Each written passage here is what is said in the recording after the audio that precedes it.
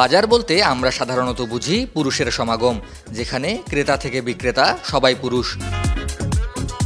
Plus টিভির ক্যামেরায় নারীদের অংশগ্রহণে আপনারা যে বাজারের দৃশ্যটি দেখছেন, এটি মূলত বাংলাদেশের চাকমা, মারমা কিংবা বেদে সম্প্রদায়ের বিশেষ কোনো বাজার নয়। এটি বাংলাদেশের উত্তরবঙ্গের বিভাগীয় শহর রংপুরের বউবাজারের দৃশ্য। রংপুর নগরীর আদর্শ পাড়ায় গড়ে উঠেছে এমন এক বাজার যেখানে বিক্রেতাগণ পুরুষ হলেও মোট ক্রেতার ৯৫ ভাগই নারী। আর নারীরাই এই বাজারের মূল ক্রেতা হওয়ায় বাজারের নাম দেওয়া হয়েছে বউবাজার। সকাল ৯টা থেকে দুপুর ১২টা পর্যন্ত বেচাকেনা চলে বউবাজারে। আদর্শ পাড়ার পাশাপাশি শাপলা চত্বর, মুলাটল এবং কামারপাড়া এলাকার স্বল্প আয়ের প্রায় সকলেই বাজার করতে আসে। গার্জিয়ানেরা আর কি ওয়াইফদেরকে দেয় বাজার করতে। বাসায় যেগুলো প্রয়োজনীয় লাগে, খাদ্যর জন্য সবকিছু পাওয়া যায় এখানে, কোনো বাইরে যাওয়া লাগে না। পরিবেশটা ভালো এখানকার, যারা আর কি বিক্রি করে তাদেরও আচার আচরণ ভালো, সেই অনুযায়ী আমরা বাজার করতে আসি এখানে।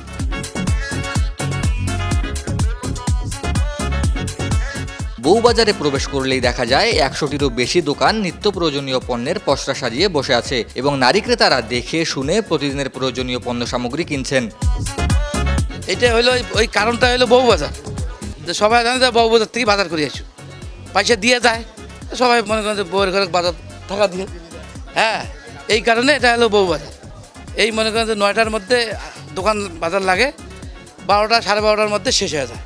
বউবাজারে বাজার করতে আসা নারী ক্রেতাগণ জানান, প্রথমত ফ্রিজে খাবার সংরক্ষণ করা অস্বাস্থ্যকর এবং প্রতিদিনের বাজার প্রতিদিন করলে ন্যায্য দামের ধারণা পাওয়া যায়, যা স্বাস্থ্যকর এবং সুবিধাজনক।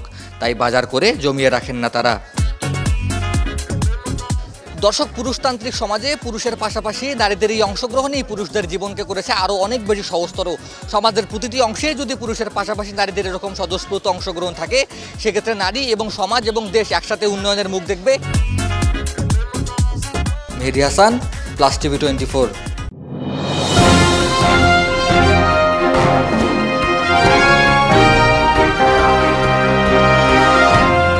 প্লাস টিভি 24, সম্ভাবনায় প্রতিক্ষণ।